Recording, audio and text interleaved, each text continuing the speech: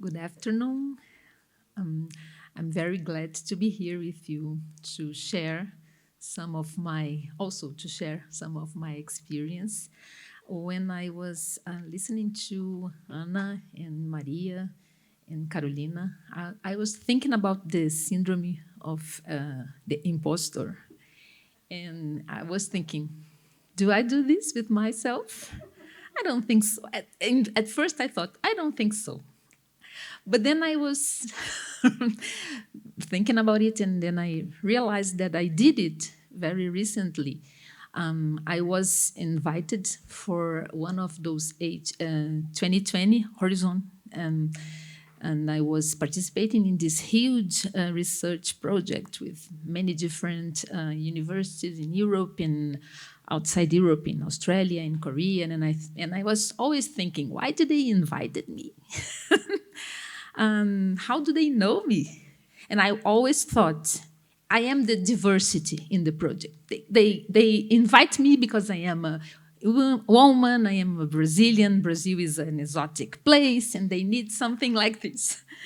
And then, as the project is over now, and during the project, I realized that it was not it was not like this. They really knew my research. I was really a reference in my research topic in the world.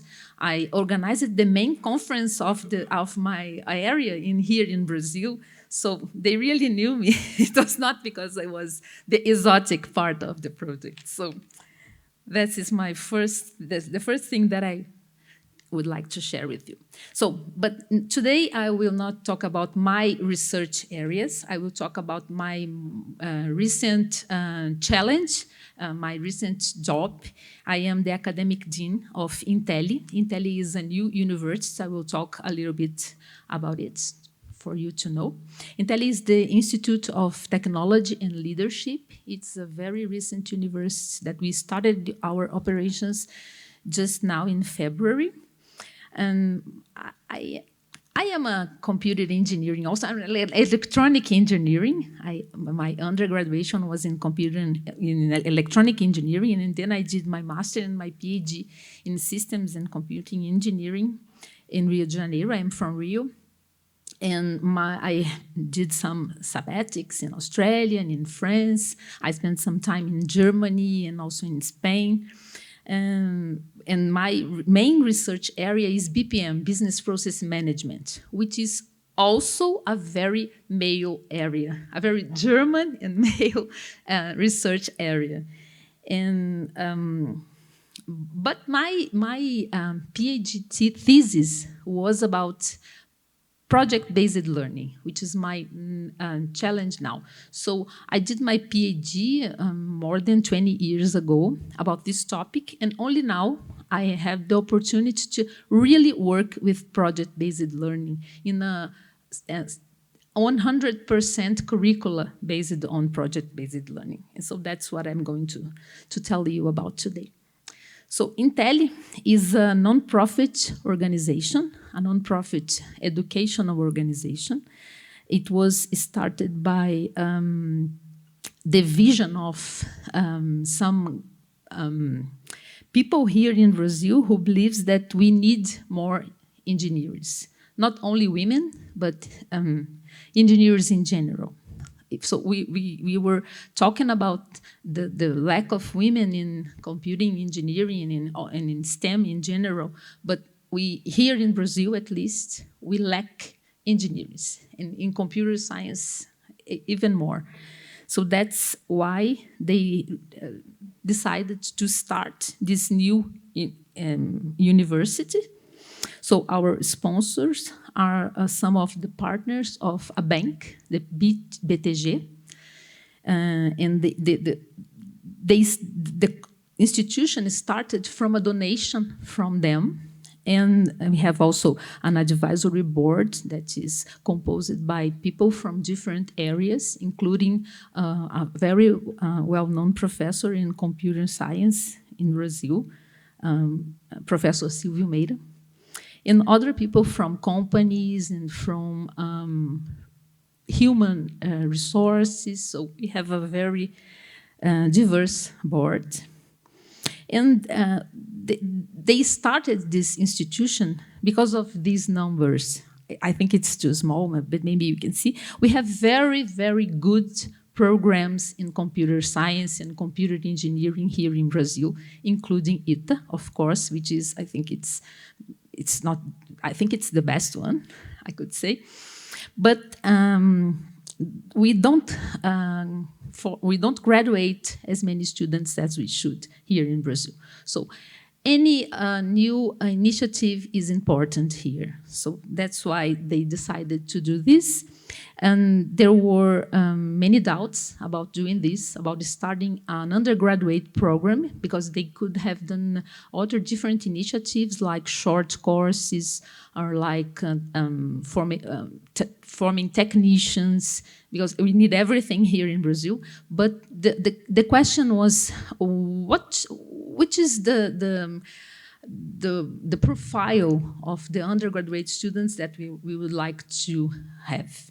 And that comes the idea of the leadership, which is in the name of INTELI. It's Institute of Technology and Leadership.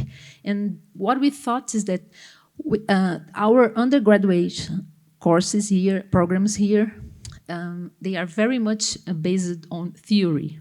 We graduate people very theoretical.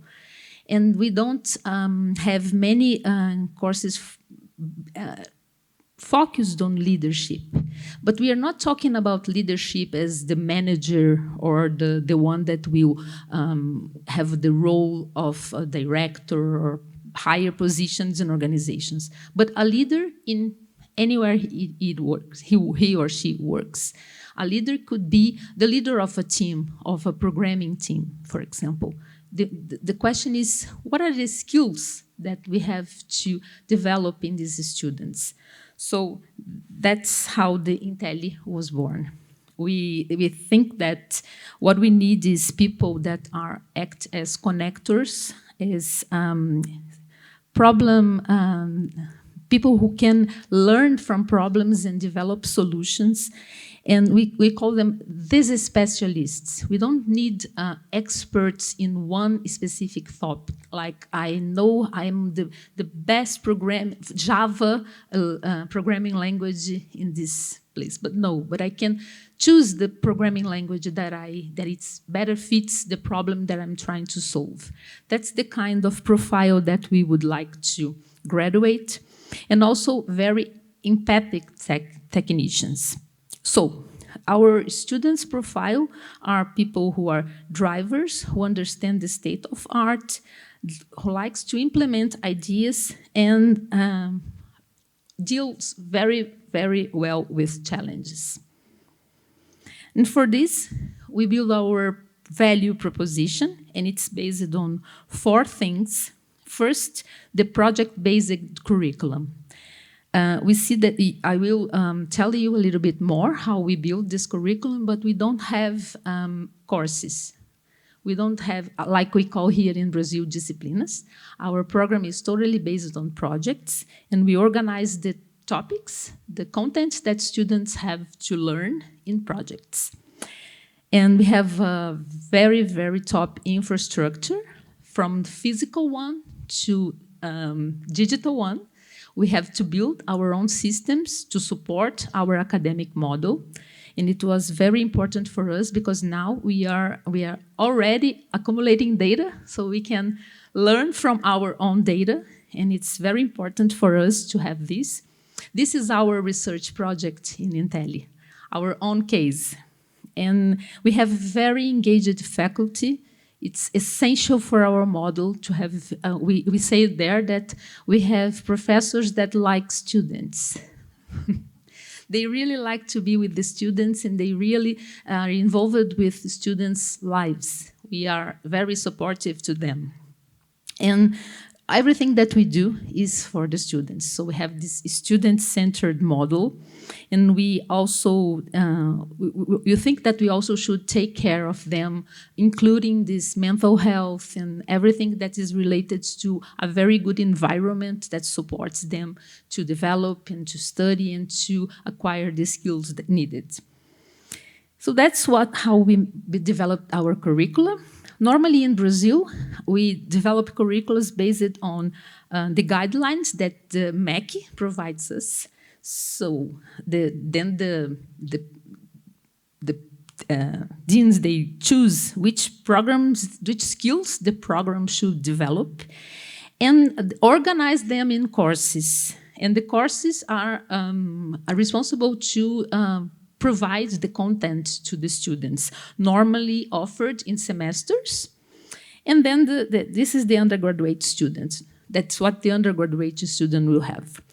Our curricula also follow the guidelines of MEC in the same way, but we add our own values like ethics and the market economy and the state of law, which are very important for us. And also market requirements. We saw that we did a very, very deep research with other universities, with companies, and we know that the market has this main pain, I would say, that students are not prepared to work. They come from the university, they know many things, they are very, very prepared to think, but not to work. And so what we try to include in our curricula is the development of projects. How do I do projects? What we computer engineers do all the time. We solve problems within projects. That's what we do. So we think our students should be prepared for that. So we included not only computing skills, but also business and leadership. We call the social, the emotional skills like leadership skills, which are collaboration, communication, critical thinking, and self-knowing. So they have to learn how to learn. So they are very, very autonomous. The idea that the students develop autonomy for studying and not only waits for the professors to tell them what they should know, what they should learn. So we organize these skills in content, and but we don't compose courses with this content. We organize them in what we call meta projects. And what is a meta project? It's a bunch of content, a list of content. I like to explain this idea. Imagine all the courses in traditional curricula. They have the list of content of each course. We take all of them together, like a very big list with all the items that compose each course, and then we organize them in a different way. We organize them in meta projects. So the students learn all the content that a traditional curricula learn, but not divided in discipline, in courses, divided in meta projects. So, for example, the students don't have database course twice a week, like in a traditional curricula. They learn topics from database courses spread all over the projects. So this is the meta project. We have all of them defined for. We don't offer them in semesters, but it's a 10-week offer, so each project is developed in 10 weeks. And we have all the meta projects designed for the 4 courses. I forgot to say, we are offering 4 programs: computer engineering, computer science, software engineering, and information systems, all the bachelors that we have here in the big area of computer in Brazil. And then when we offer this meta project, it's not any project that students will do. They do not choose. We have real-world projects. So we have partners in the market that comes with a problem, with a real problem, and the students have to understand this problem and solve them. And by learning all the content that are expected for these meta projects. For example, the first project that students have to develop, all of them, is a digital game. So it's the first one. We choose the digital game as the first one because we think that it's very, very close to the universe of students. They are very young. They are coming from the high school, so they like to play games. So they have to develop. So they have to learn many, many computing skills and other business skills also to develop a game. But which game will they develop? It depends on the partner. So we opened the operations this year in February, the first with 5 classes, and each one has a special partner. For example, one of them was Ambev, which is this big company. But Ambev brought the problem to the students. They have to teach diverse skills, diverse content to their collaborators, to their employees. And they do it now in a very, very boring way. Like they have to see videos and they have to get lectures, and people don't like it. So they thought a game would be a very, very good option for developing this kind of skills. So the students had to learn about diversity, different concepts, different types of diversity, and they have to think how a game would help to disseminate these concepts to the collaborators of Ambev. So this was one example. We have other 4 different partners with different problems. So they all learn the same theoretical content, but they have to solve a real problem. And now we are in the second. They have delivered the first project 3 weeks ago, and they are now with the second project, which is a web application. So now they are with other partners, understanding other problems and trying to learn how to develop a web application. So, for example, now they are starting to learn database concepts.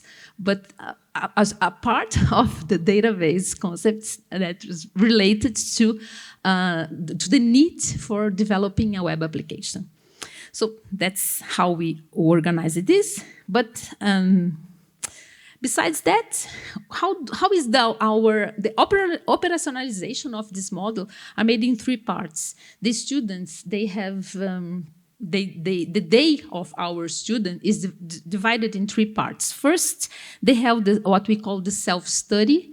They have the content curated by us or developed by our professors. And so they have to study in an autonomous way, so they can do it the way they like.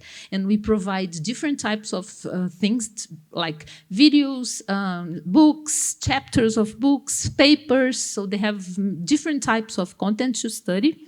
And of course, they can bring their own, because today we offer something. Read this book chapter here that you learn this content, and they say, oh, but there is this one which is much better than this chapter that you suggested to me. It happens every time, and we accept them, and we know that this is going to happen, and we like to help them to choose and to understand which is a good or a bad content in which they can trust or not. And this prepares them to the second part, which is the instruction, the classes that they have with their professors. I said that the self-study prepares them to the second part because we are very much based on the idea of flipped classroom. So the students have to study before they go to the classroom, so they can do some kind of practice with the professors. They can be challenged to show if they had really understood what they learned. And so this is not a traditional classroom where the teacher just go there and do a lecture. And then we had the 3 part, which is the project itself. So they work in groups to develop the artifacts of the project. And this is not one single delivery. The project is organized according to a methodology, a methodology. So they deliver parts of the project each 2 weeks. And the partner, the company that is providing the problem to them. They go there to INTELI and they interact with students each 2 weeks. So they validate what they are doing. They listen to the client. We say client because it's not a client, of course. And then they have sometimes to negotiate the requirements. They have to do all the things. Oh. Okay. No. Okay. So they learn how to negotiate, how to deal with conflicts that they had within their own groups. So they develop a lot of skills doing this collaborative work. And this is the organization of the 4-year, all of the programs are 4-year programs. And the first year is a common among the 4 programs. They all develop the same projects, all the students. They are mixed in the classrooms. And the second year, they split in their own courses. So if I am a computer engineering course, I will develop different projects than the information systems students, for example. And this is a full-time course. In the first 2 years, they are in INTELI from 9 to 4:30 in the afternoon. So they stay there the whole day doing the activities that I showed you. And in the 3rd year,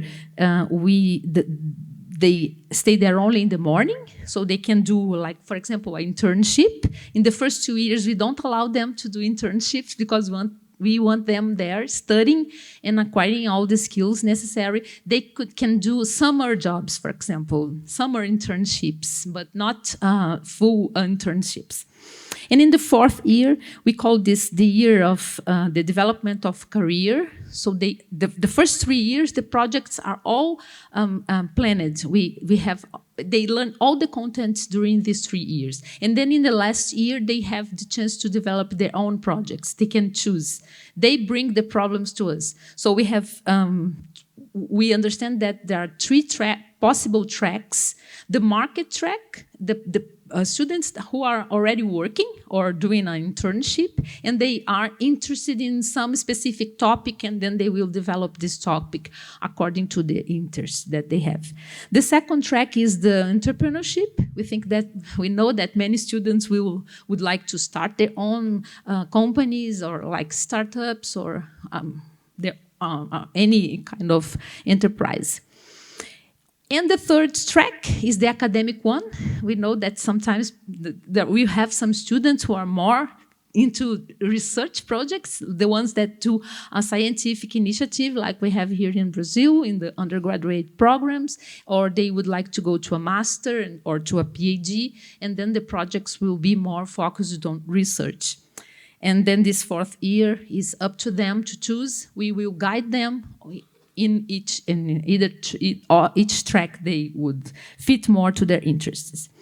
This slide is in Portuguese, sorry. This is the computing, This is the computer engineering program, all the projects that they have to do. The four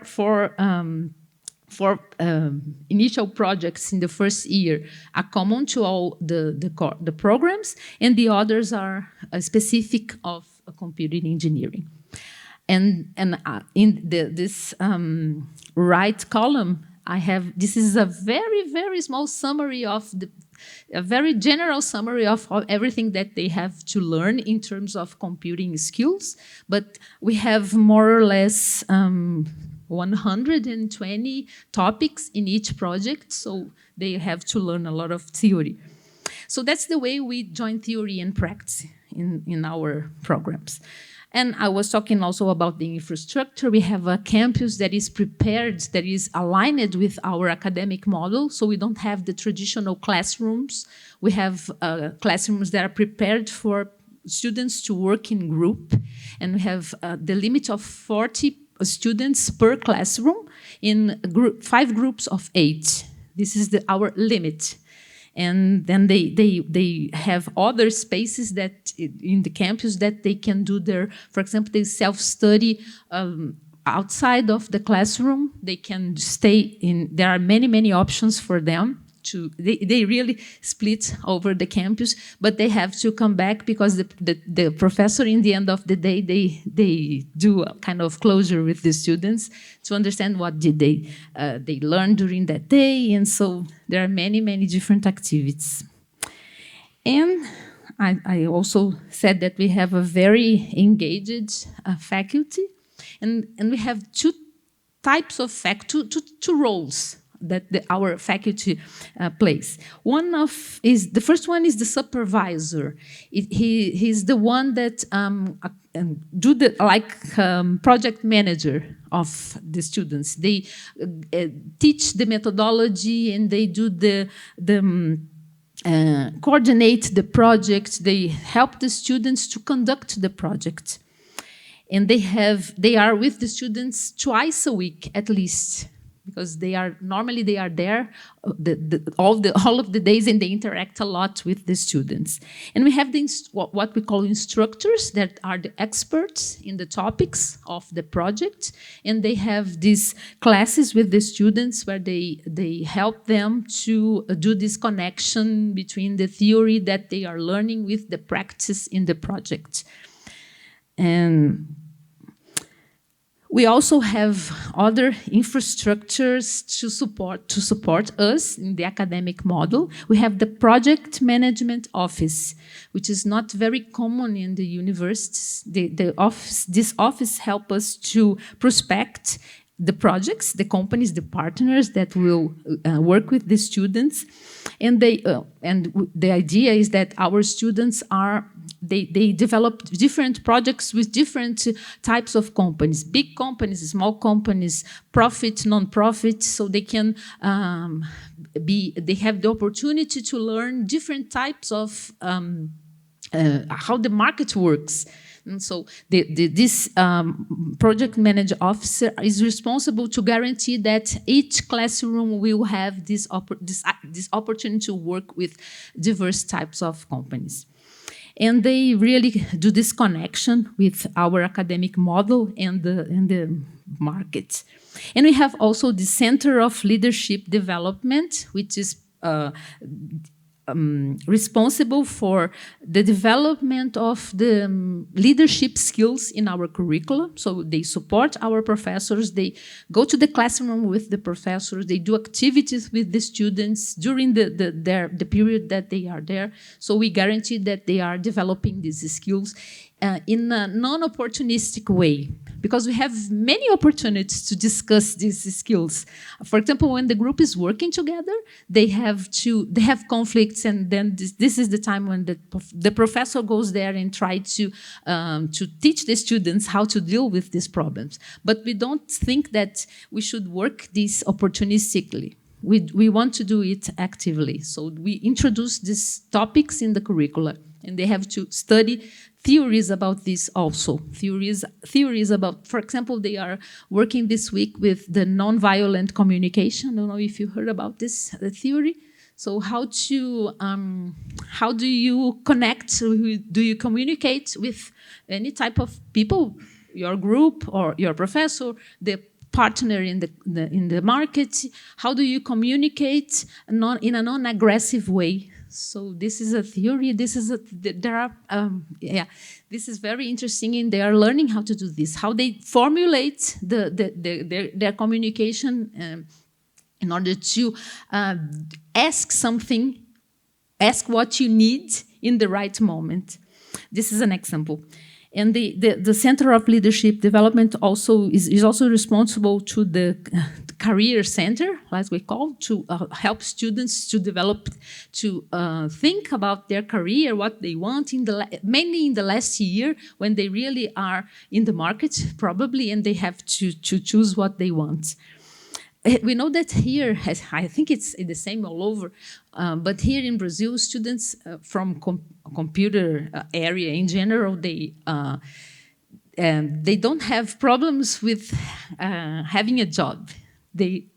It's the opposite. We have problems with them having a job in the first year, because companies are there, they want good students, they steal the good students from us. So the problem is that many of them, they quit the university because of this. One part of the students that quit universities is because they have a job very early and they start getting money and they think, why should I graduate? It's not important. I have my job. So, but this will be a problem for them later. So that's why we think we should take care of this, and that's what we would like to guarantee in our institute, that students don't leave us before they are prepared. What have we done so far? Before our operation that started this year, we did 3 pilot studies.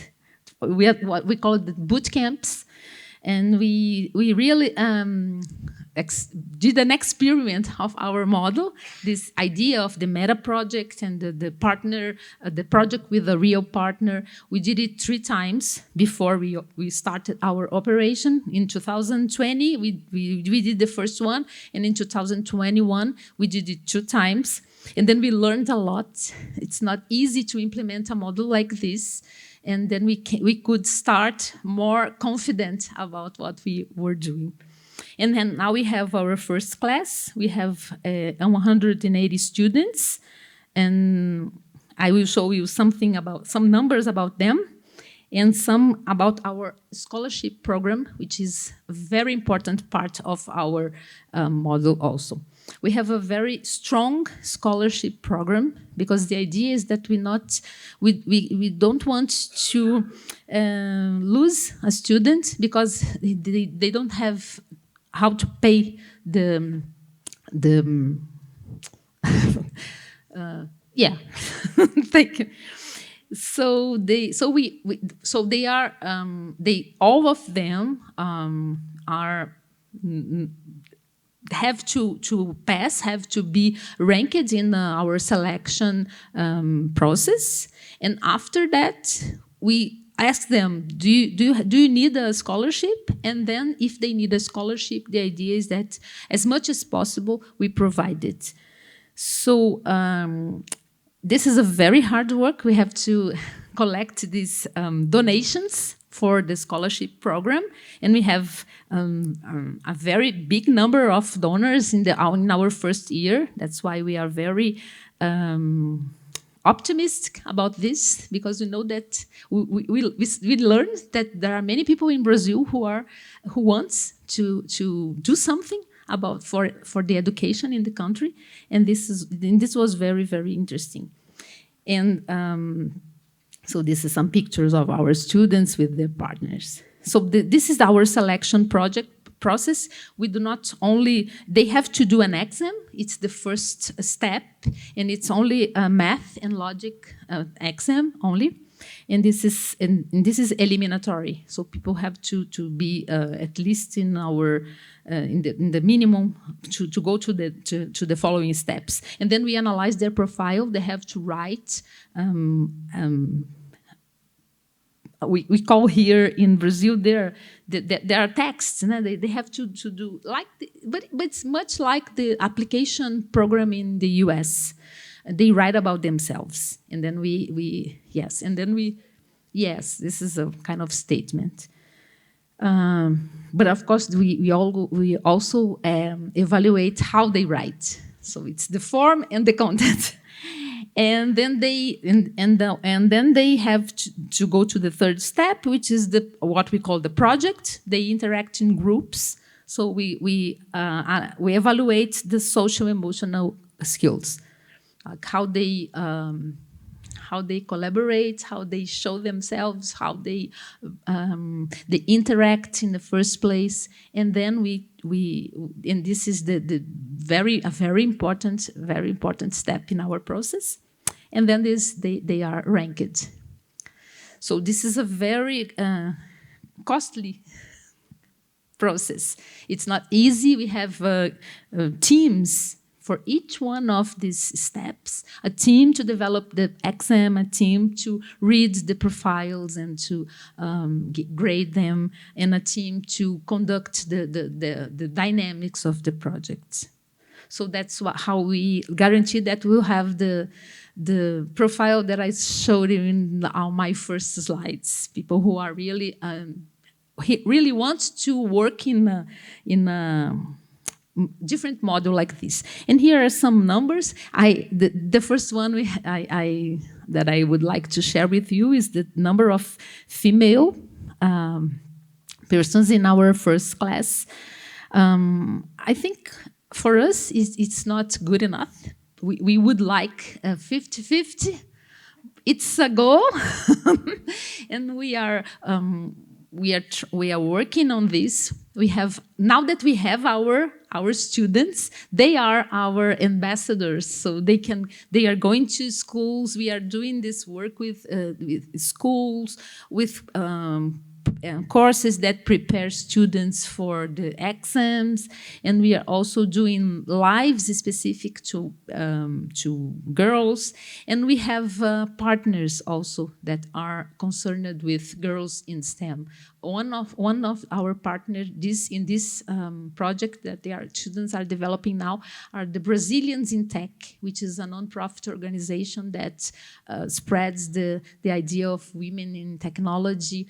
And our students are developing a web application to disseminate courses and positions for women, only for women, and how can they be prepared? How can they be prepared to apply to this position? This is one thing that we were talking about. Maybe your girls here also do this, have to prepare people to apply to a position, because we thought that many times women think that when they see the profile that is needed, they think, oh, it's not for me, and they even didn't try. So this is one of the projects that our students are developing now. And we have mostly young people who came, and people from different ethnic groups, and people from many parts of Brazil in our first class. Because of our scholarship program, it is possible. It's possible to bring people from other places in Brazil, because São Paulo is a very expensive city, and even students, even if they study in public universities, they don't have to pay, but they cannot live here in São Paulo. It's very hard, and our scholarship provides them with a place to live and food, and so it's a very complete scholarship. So they can come here to São Paulo and study with us, even if they don't have money for that. And this is some pictures of some of them.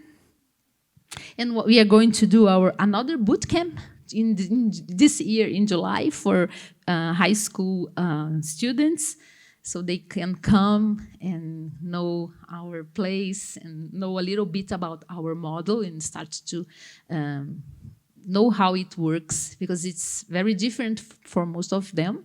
And I remember in the first 2 weeks, they were like, oh my God, will I learn like this? And then in the end of the 10th week, when they delivered the first project, they said, wow, how could we do this in so a little time? And it's very, very impressive. That's it. Thank you so much.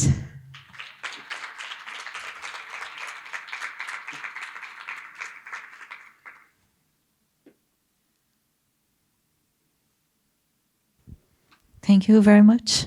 Very interesting, very different from what we are used to. So, any questions? Yes, Maria. Thank you. That is indeed a very interesting model. And I've got lots of questions that I could ask you, but I'm not going to ask all of them. There's 3 areas that I have a personal interest and in my current role, as well as an executive dean, as well as an academic in computer science, I'm particularly interested in. Number 1 is teaching first-year students programming, because it's a big challenge, and if we don't do it properly, we switch them off. And the current model that we are using in the UK is you go into a lecture, you say, this is Python, here's how a for loop works, deal with it, essentially, which doesn't work, and we switch them off.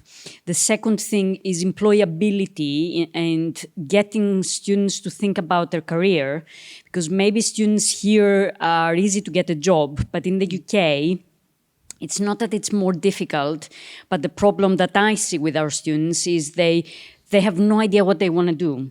And I've been trying to think, as part of my current role and within the faculty, how we can build essentially their softer skills in some way and make them think about their career, not in the kind of way that I planned mine, which didn't work, but at least have an idea of what they could do so that they can develop their skills. And the third thing is that of resilience, emotional resilience. And it looks to me like the kind of model that you are using essentially supports students to address all of these. And it's quite interesting how you're doing it. And you've run it now since February. It would be really cool to try and connect and see, how the program develops, because we are doing something along the lines of trying to get students together to learn in groups as part of the challenge week that we are doing. But I'm not entirely sure it works that well.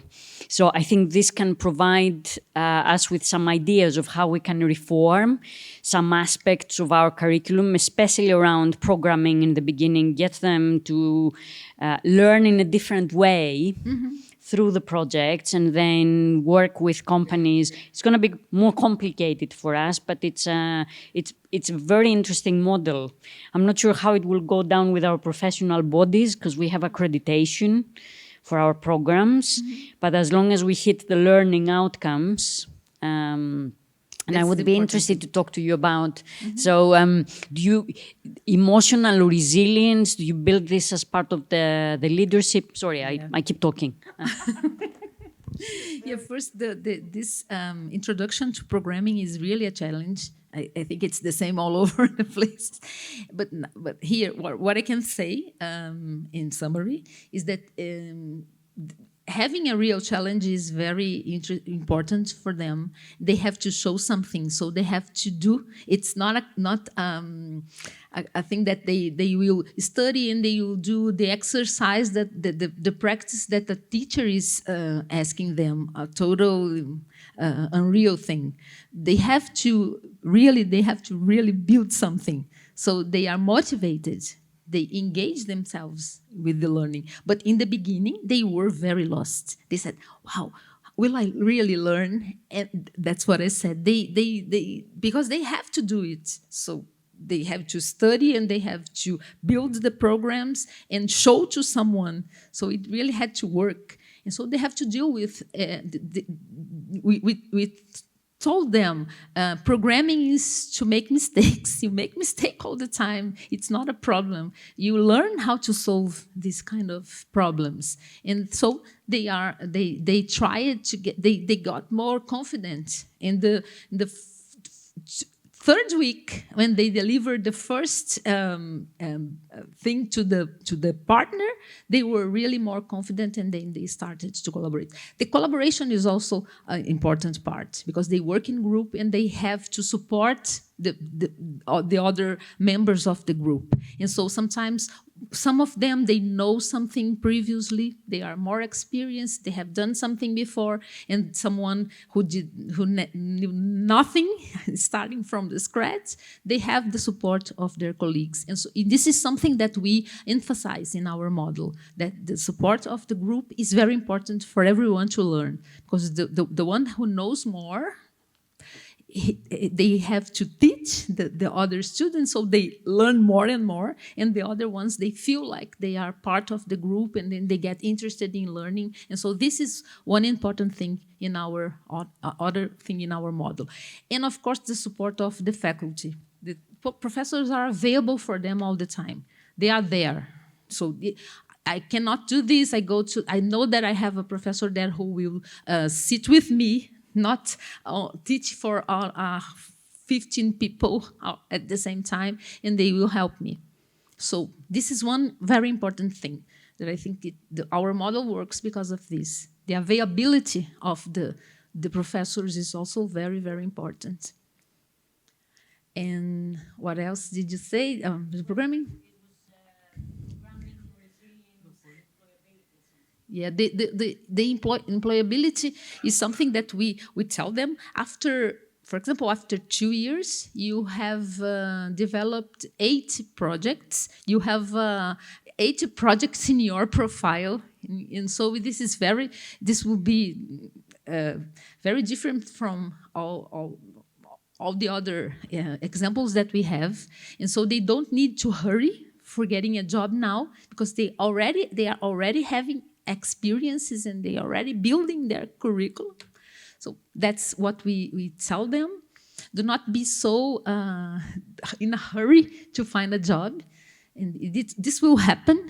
And in the end of our first project, the companies, they would like to offer internships for them, and we said no, you don't. They have to sign an agreement with us that they will not. Yes, this is serious. And the resilience, yes, it's a very important thing. We have this supportive team, experts, we have psychologists, we have a team that is there to support them also, because we, the professors, we also need it, because we have to deal with the issues of the students, and they have many. It's a reality. So, but we know that, and we think we believe that it's important to have this support within the institution. So this is something that was thought since the beginning. So I noticed that you do some, at the point of entry, you look at behavioral characteristics, and there are all sorts of tests that you can do to identify, what kind of personality you are. Are you a completer, finisher, or whatever? I wonder if because you are at the beginning of this project, you could do an exit kind of analysis of the students once they have reached the end of the program in terms of the behavioral attributes that they've got, because you can develop through programs in a different way and develop skills. So you can have shy students that develop their communication skills. So have you thought about that? Yes. We again, it's important. Again, it's important in our the way we work to look at the individual. So we have all kinds of personalities there. Although resilience is something that we expect, because our model requires that. And so we know that there are some students that don't want this for their lives. So, okay, there are many other options for them. But yes, we intend to develop these skills during the course, during the program. So we introduce, for example, communication is something which is very important, and they start developing communication since the beginning. They have to prepare presentations. They have to talk to the classroom. They have to talk to the partner. They have to talk to other professors. So we kind of stimulate, for example, the more shy students, so they can start risking something when they do this, but of course with the adequate support, because we don't want people to be pressured by any kind of situation. Very nice. Any more questions? No. I have one question. How many people engaged in this year we had in your vestibular, let's say? We had 2,300 persons that engaged, and we selected 200. And now we have 180. Okay, so 20 have given up. Even before they started, because they were waiting for other selection programs. Okay. But do you know how many? There are students that have given up mostly in the first week. Oh, in the because first they, for example, the USP publicate the results after we started. So some of them go. So it's okay. It's normal. Part. Yeah, it's part of the. Okay. Well, yes, you began just this year, so it's difficult to tell what will happen next. But because what we facing usually in this kind of technology sector is that people sometimes go in, but they don't go out. They give up in the middle of the course and everything. So that's something that would be interesting to know in the future. There are many things that would be interesting to know in the future, really. I'm sure you have many stories to tell in some time. Yes. Other things that I was concerned is that you told that you are taking the guidelines of MEC into account, but they are very strict. But they don't list, they only list skills. They don't list courses. Have you noticed that? Okay. It's the first question everybody asks us. Yes, because I was coordinator of vice coordinator of computer engineering, and then we have to put all these things because he's in engineer. Yes, in the past, this DCNs they listed courses, but now they only list competencies, the skills. So.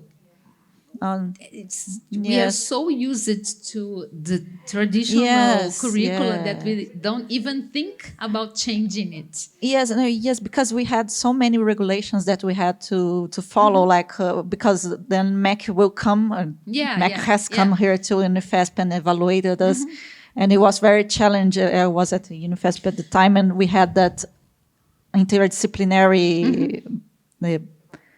We have a bachelor in science and technology. All of them take the bachelor like Federal University of ABC. So after they do the computer engineering, but well, it's not really after, it's during the bachelor also, and it was very challenging to convince people from MEC that will work. I when we received MEC last year, in 2021 for the authorization, we only told them what we were going to do in the future because we didn't have the programs yet. But now in 2 years, more or less in 2 years, we will receive them again, and then we have to show them that it's working. So that's our big challenge. We have to show them, you see, it works. Or we have to show our results. And this is very challenging, I know, but that's why I'm here. That's why I moved to São Paulo. Yes, that's a huge challenge that you have. Because when I was very happy that one day I saw in the computer science SBC, the society, the computer science society, there was an email there from someone who evaluated the engineering computing, and then the person told, I was very, I thought that would not be a good course because they had those interdisciplinary things in the beginning, and I thought that would never work. But I was there and I was really impressed by everything. Yeah, I think that's exactly the point.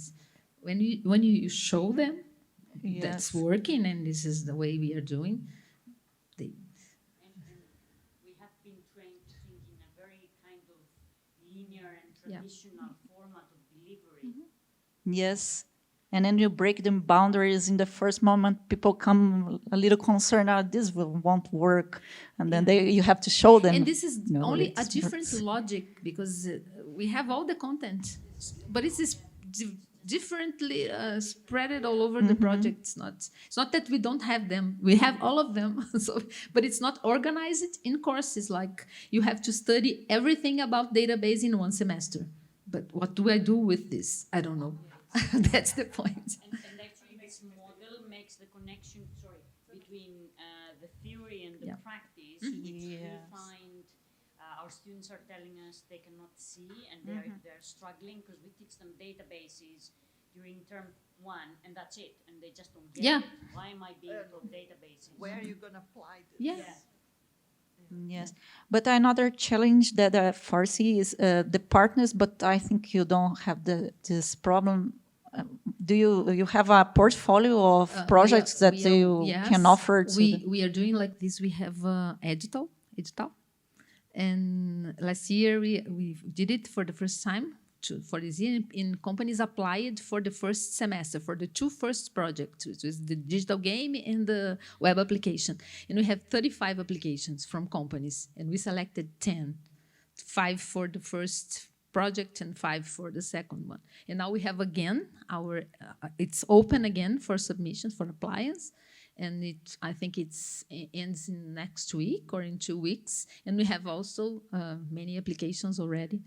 Because companies are interested in this, to be close to the universities. They are really interested, but they don't have many opportunities. So when and they don't have to pay anything. So it's they're putting in time, their own time. Yes, because they are interacting. They have to be there each 15 days, 2 weeks.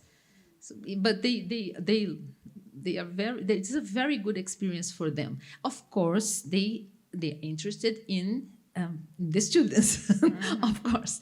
But anyway, this is very interesting for them. But do you think also, because you are in São Paulo, and São Paulo has all the companies, that's something that's... Yeah. Even, one of our projects was with USP, with the health school of USP. The oncology department. They submitted the project, and the students worked with them, and it was so nice because the stakeholder was the director, I think, of the institute, and he was amazed to work with computer science students because he doesn't have this opportunity within USP. We were wow. How can it be? That's insane. Yes. And the students developed games about preventing cancer, which is a hard topic, and so they have to learn about the health practice that we do, because it's a game intended for children, because they think that children can influence the families about good habits. So when you have a child that says, "Stop smoking, mom," you stop smoking. So the game was intended to children to learn about good habits that would prevent cancer. So it was very, very interesting. They developed 5 games, 5 groups, and each one with different ideas about how to solve this problem. And our partner was very, very happy with the results. So the 5 groups were developing games for these problems. Yes, 5 groups in this class. That is the health. Each one with 5 groups, and each group develops its own solution to that problem. To the same problem. So they are very creative. So they think about the same problem in different ways. Yes, nice. Do you have and we also learn a lot. Yes, yes, that's true. Oh, the professors also always learn a lot with the students. Yeah, always. And this is very interesting because they have to study different topics which are nothing to do with computing.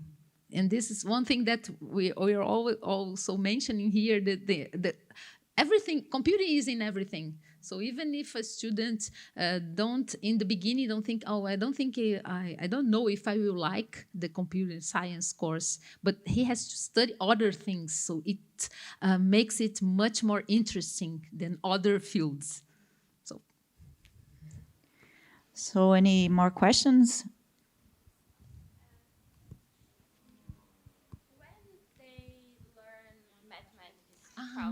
That's a very, very good question, because it's our main challenge. They learn math in the same way. It is spread all over the curricula. For example, in the first project, they have to learn the concepts of movements, because in the games they have objects that moves around the space. 2D space, because they were developing 2D games. So they started to study cinematics, for example. Now they are starting to study statistics, because they will have to show graphics and some analysis of data in the web applications that they are developing. So they study math the same way.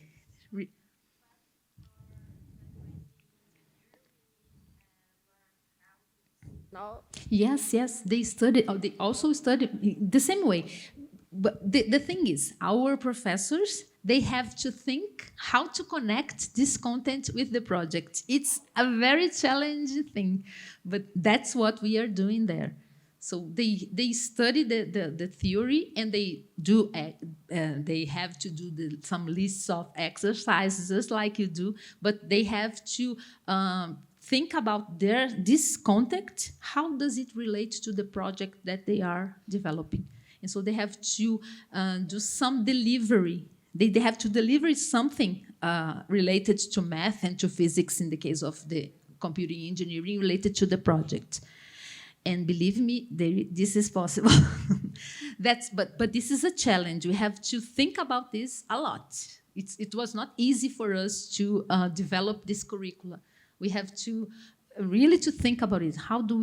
What is the content that we could relate here in this project? So we selected them, and we have this whole map of everything that the students have to learn. But we believe that there are some parts of math and that it's not really necessary for all the courses. For example, information systems, it's not so much heavy in math, but computing engineering is. So they will have to learn everything, calculus, everything that you learn.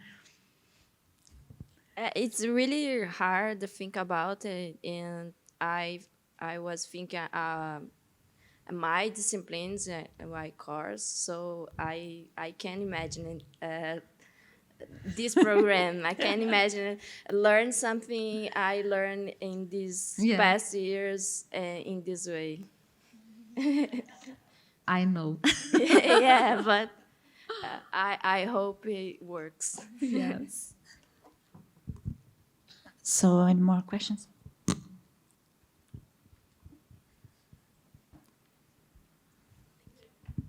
Hi, congratulations for the presentation.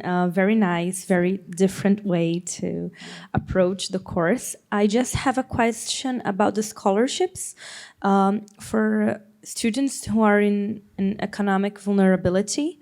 Do you only give scholarships, or do you also give financial aid? Financial aid. Oh, okay, thank you. Any more questions? I have another curiosity. It's very. You have planned, you said, for 1 year in advance or 2 years in advance, and you practice a little bit. But it was only 2 years that took to build all of this? 3 years, in fact. In 2019, I was not in the project yet. I started in 2020, right in the beginning of the pandemic. And we did everything remotely. But in 2020, the team that was already working, they did a lot of research.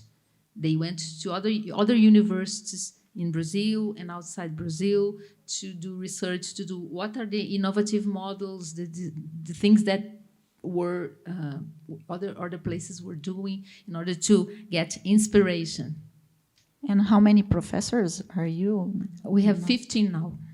And we are going to hire more, 6 now. In the end of this year, we have 21.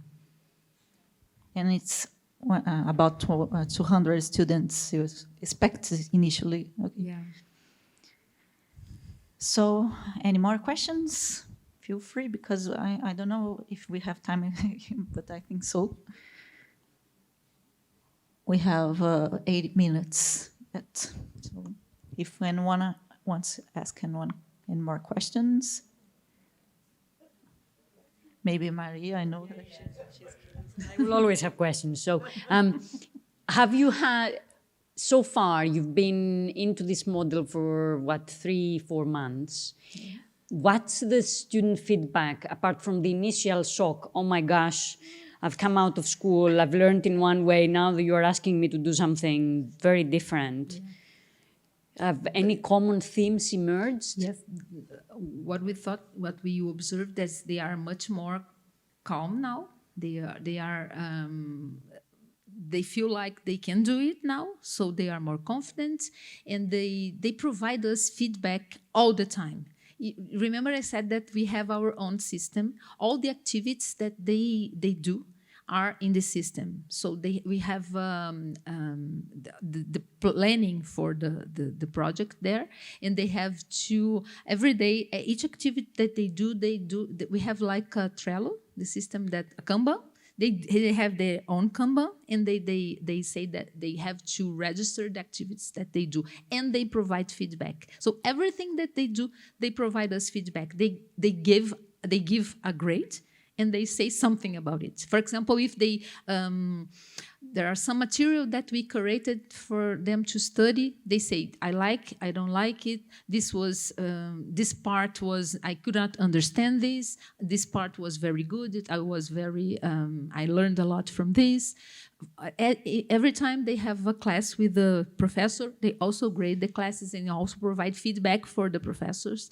This class was very nice for me. I have everything that they do, they provide us with feedback, and we are very open for their feedback, and we really answer them. So we learned, for example, in the first project, they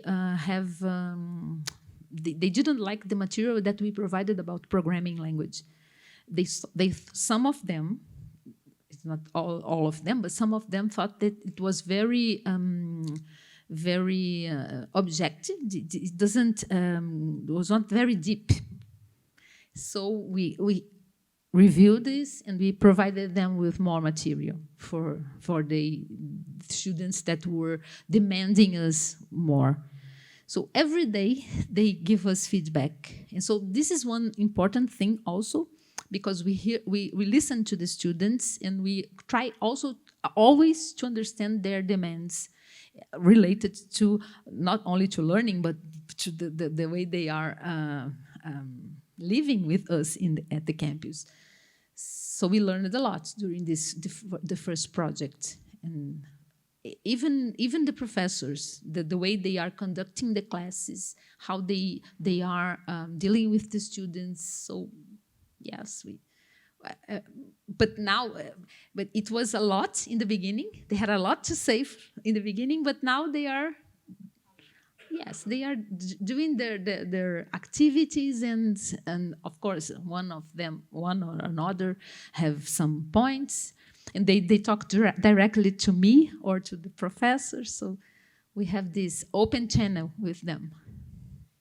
I ask you, do the professors have to undertake research while they are teaching, or is it not a requirement? It's not a requirement for now, but we are going to start two formal research projects there, and our intern research projects. One of them related to our own model, because we have a lot of data to analyze, and then we will start to do this collaborative among the professors, with some students, because we will offer scholarships for them to work with us in this research project, special scholarships for doing this. And there are many students who are interested in doing this. And we will also start a lab, robotics and AI lab, because of the skills of our professors are more related to that. So this is two things that will start in the second semester.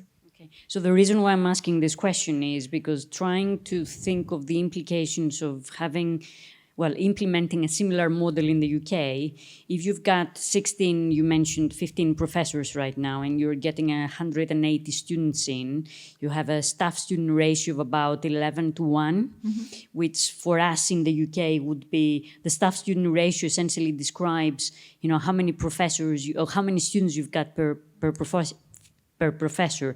And for us, a staff-student ratio of about 14 to 1 would be really, really good. So having it at 11 to 1 means your professors can give a lot of attention to the students.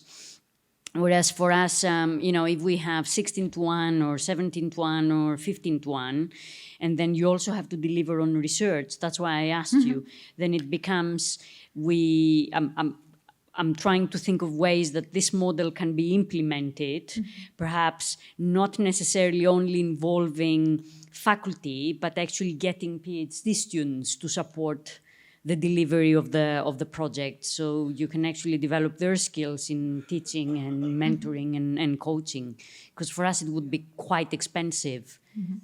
Yeah, I understand what you think. Yes, it's really expensive, and we don't have any public funding there. So, at least for now, and so we don't plan to have a post-graduation program at least for the next 40 years because we have to consolidate our undergraduate program. So we will use our own fundings to start some research.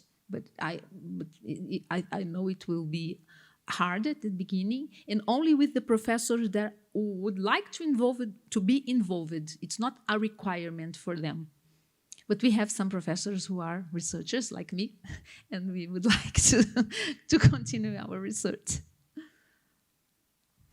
Okay, concerning the programming language, do you fix any programming language that they No. or they No. are free to choose whatever? No, they are not want? free. We choose each project, the programming language that we would like them to study, to learn in that period. In the first project, they used a game framework, which has its own programming language, but it's very, very similar to Python.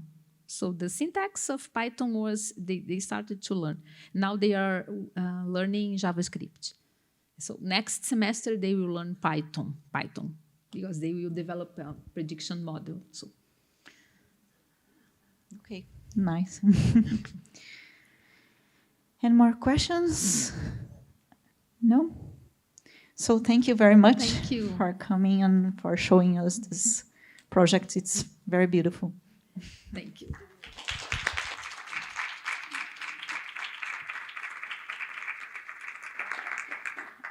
So now we are coming to the end of the workshop.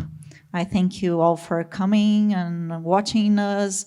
And if you have anything you would like to talk to us, we have now a cocktail outside, and then everybody can come and join us and talk to.